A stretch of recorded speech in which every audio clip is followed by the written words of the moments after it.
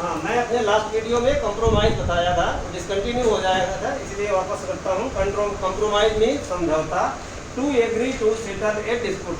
English meaning है इसका to agree to settle a dispute. Use इसका करेंगे, the parties in a suit decided to settle their dispute by compromise. किसी वाद के पक्षकारों ने अपने विवाद को समझौते द्वारा निपटाने को सहमत हुए, निश्चय किया।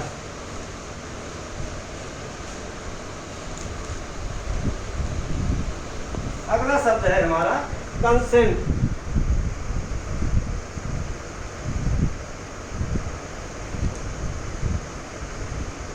कंसेंट को हिंदी में सहमति या सम्मति कहेंगे, समानमति। Concurrence of bill.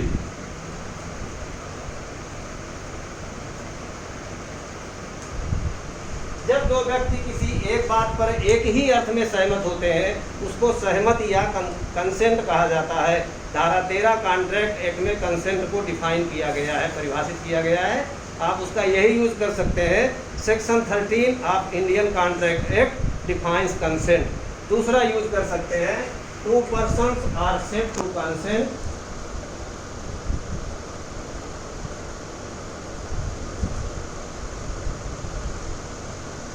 Two persons are said to consent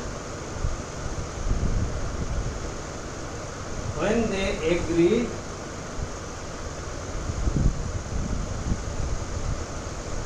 on the same thing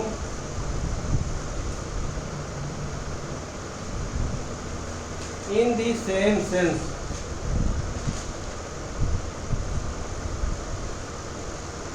दो व्यक्ति सहमत हुए तब कहे जाते हैं जब वह एक ही बात में एक ही अर्थ में सहमत हो। प्रथम सेमेस्टर में मैं आपको धारा 13 में पढ़ा चुका हूँ।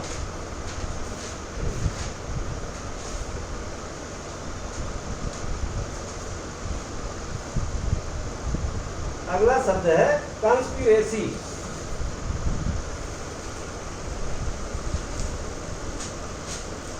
कंस्पिरेसी को हिंदी में कहते हैं षड्यंत्र।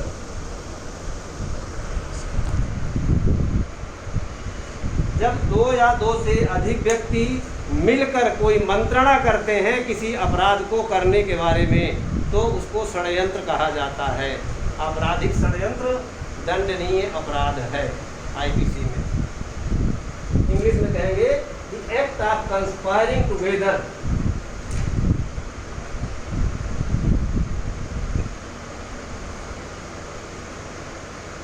The act of conspiring together to commit a crime या to do illegal things।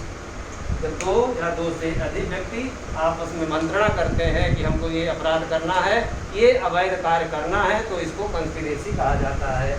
अब आप इसका यूज लिख सकते हैं, the criminal conspiracy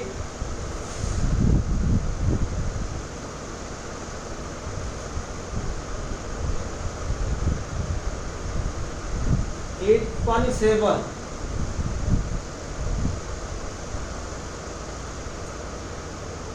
the criminal conspiracy is punishable under section 120B of Indian Penal Code IPC। आपराधिक षड्यंत्र भारतीय दंड संहिता की धारा 120 के तहत दंडनीय है।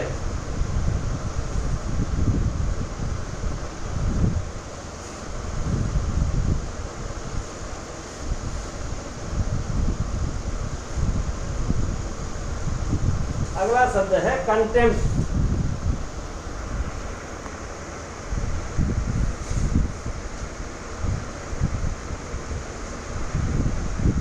अवमानना। कंटेम्प्ट को हिंदी में कहते हैं अवमानना, अंग्रेजी में कहेंगे इसको wilful disregard of a public authority.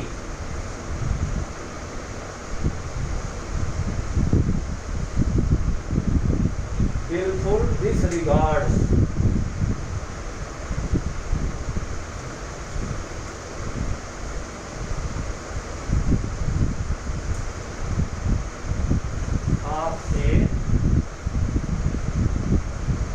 Public authority. देखिए, कंटेम्प्ट ऑफ कोर्ट एक्ट है, एक कानून है, न्यायालय की अवमानना अधिनियम। लेकिन न्यायालय की ही केवल अवमानना नहीं होती, अगर कमिश्नर या कलेक्टर कोई आदेश देता है और हम उस आदेश की पालना नहीं करते तो वो भी कंटेम्प्ट है, कंटेम्प्ट ऑफ अथॉरिटी है, पब्लिक अथॉरिटी है, और उसका आदेश मानना हमारा कर्तव्य है, इसलिए उसको भी कंटेम्प्ट कहेंगे। लेकिन न्यायालय का कंटेम्प्ट ज़्यादा सीरियस अपराध है, और उसमें भी सिविल कंटेम्प्ट, क्रिमिनल कंटेम्प्ट, दो प्रकार का कंटेम्प्ट होता है। आपराधिक अवमानना और भी ज़्यादा गंभीर हो जाती है, आपराधिक अवमानना दंडनीय अपराध होती है। आप इसका यूज कर सकते हैं, क्रिमिनल कंटेम्प्ट ऑफ कोर्ट,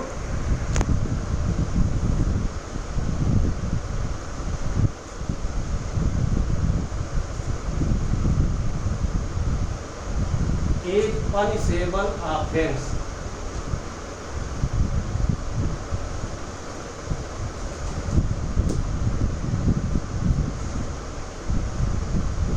न्यायालय की आपराधिक अवमानना एक दंडनीय अपराध होती है।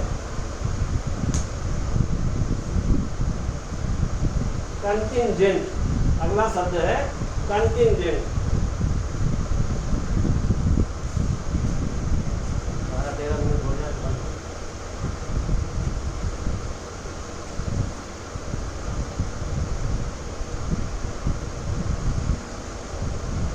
कंटिंजेंट, CONTINGENT, कंटिंजेंट का मतलब होता है समाश्रित।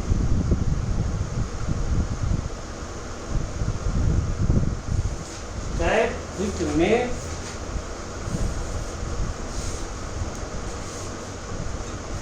or may not happen.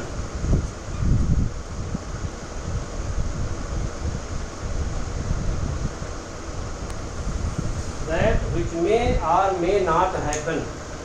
ऐसी कोई घटना जो हो भी सकती है, नहीं भी हो सकती है। अब कंटिंजेंट आपने कॉन्ट्रैक्ट में भी पढ़ा है, ट्रांसफर ऑफ प्रॉपर्टी एक्ट में भी पढ़ा होगा, कंटिंजेंट इंटरेस्ट होते हैं। जब किसी चीज़ का, किसी घटना का होना निश्चित नहीं होता, उसको हम कंटिंजेंट कहते हैं।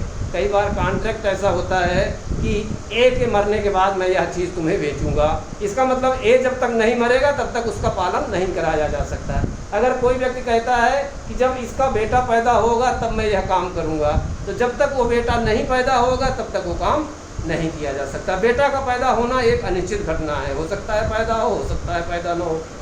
तो ऐसी घटना पर जब कोई चीज़ आधारित कर दी जाती है, इसी प्रकार इंटरेस्ट आपने देखा होगा, ट्रांसफर ऑफ प्रॉपर्टी एक्ट में 2 प्रकार के इंटरेस्ट होते हैं, कंटिंजेंट इंटरेस्ट, वेस्टेड इंटरेस्ट, निहित हित और समाश्रित हित।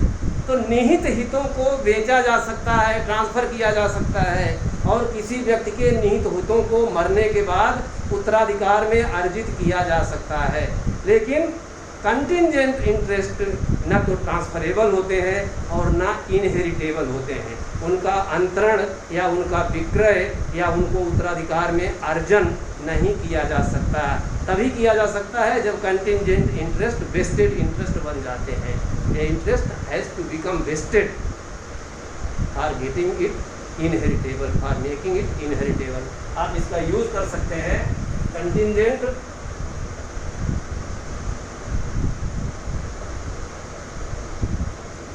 इंटरेस्ट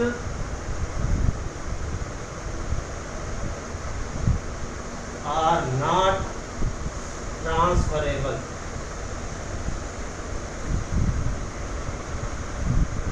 या और नॉट इनहेरिटेबल भी कर सकते हैं। इनहेरिटेबल का मतलब है वसीयत में जाने योग्य, उत्तराधिकार में जाने योग्य। कोई व्यक्ति अगर किसी संपत्ति में कंटिंजेंट इंटरेस्ट है और वह व्यक्ति मर जाता है तो वह इंटरेस्ट उसके उत्तराधिकारियों को विरासत में नहीं मिलेगा। जबकि यदि इंटरेस्ट वेस्टेड होगा, निहित हित होगा, तो वह उसके उत्तराधिकारियों को ट्रांसफर हो जाएगा। कंट्राबैंड,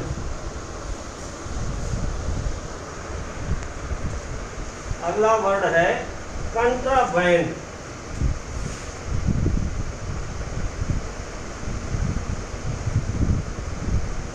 कंट्राबैंड अवैध सामग्री।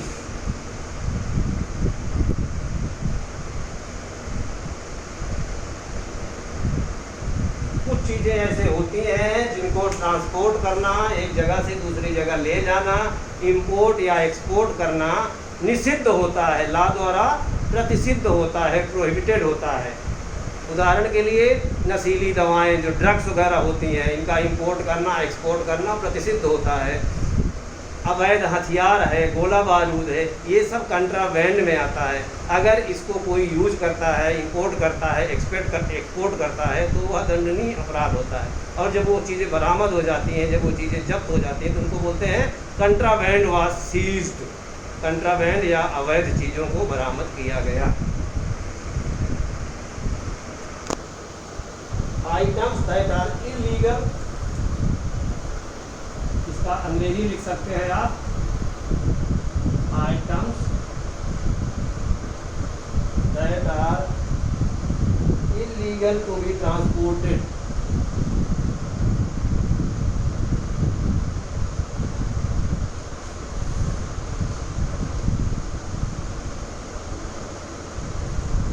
Transported, imported or exported। Import, export या ट्रांसपोर्ट करना जिन चीज़ों का मना होता है कानूनन, आप इसको यूज कर सकते हैं। एक gang of notorious criminal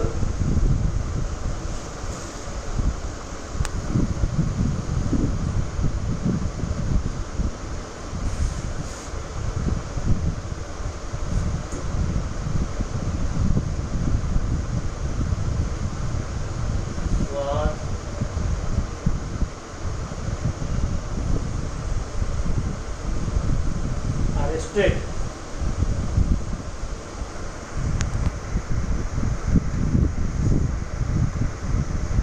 or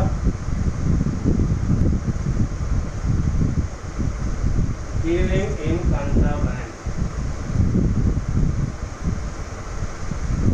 कितने मिनट हो गए? 12:30। दूसरा एक यूज कर सकते हैं, he is serving sentence for dealing in contraband।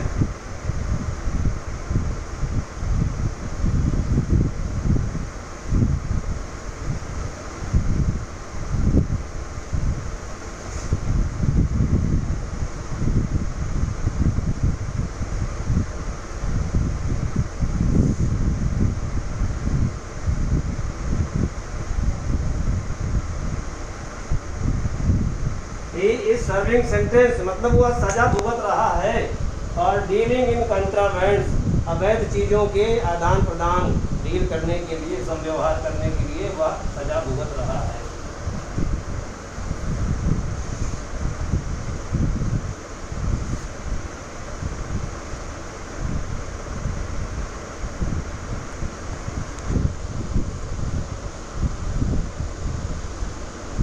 अब एक अगला वर्ड है कन्विक्शन।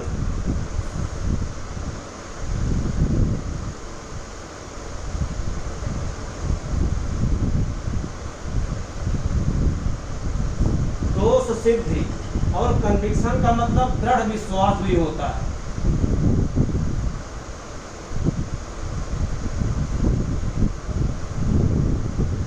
कन्विक्शन का मतलब दोष सिद्धि भी होता है और दृढ़ विश्वास भी होता है। दोष सिद्धि के लिए अंग्रेजी में कहेंगे the finding of guilt.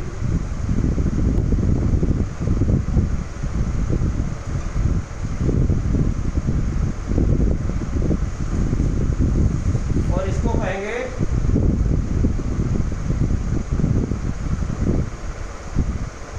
Firm belief.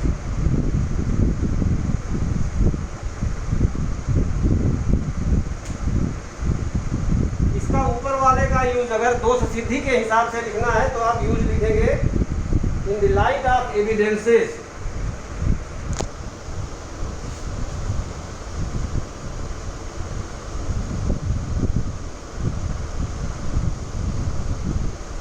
His conviction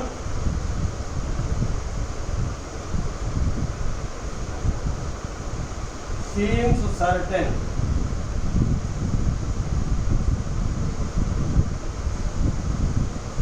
साक्ष्यों के प्रकाश में, मान लीजिए कोई व्यक्ति सजा मतलब उसका मुकदमा चल रहा है, ट्रायल चल रहा है, और हम देखते हैं कि इसके विरुद्ध साक्ष्य बहुत मजबूत है, तो हम कह सकते हैं in the light of evidences he conviction seems certain, उसका दोष सिद्ध होना निश्चित है। दृढ़ विश्वास के लिए यूज कर सकते हैं they share my strong conviction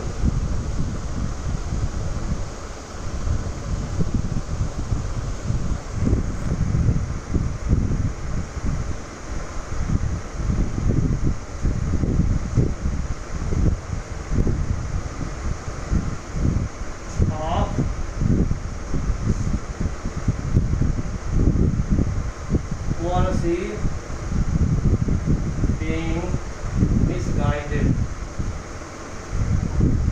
अगर मान लीजिए कोई सरकारी नीति है, राज्य सरकार की नीति है, केंद्र सरकार की कोई नीति है, और कोई व्यक्ति ये समझता है कि नहीं नहीं ये नीति बहुत गलत है, मिसगाइडेड है, मतलब सही दिशा में नहीं है, अगर उसका दृढ़ विश्वास है, तो दूसरा व्यक्ति यदि उससे सहमत होता है तो कह सकता है दे शेयर या he shares my strong conviction of policy being misguided. ये इसका यूज है।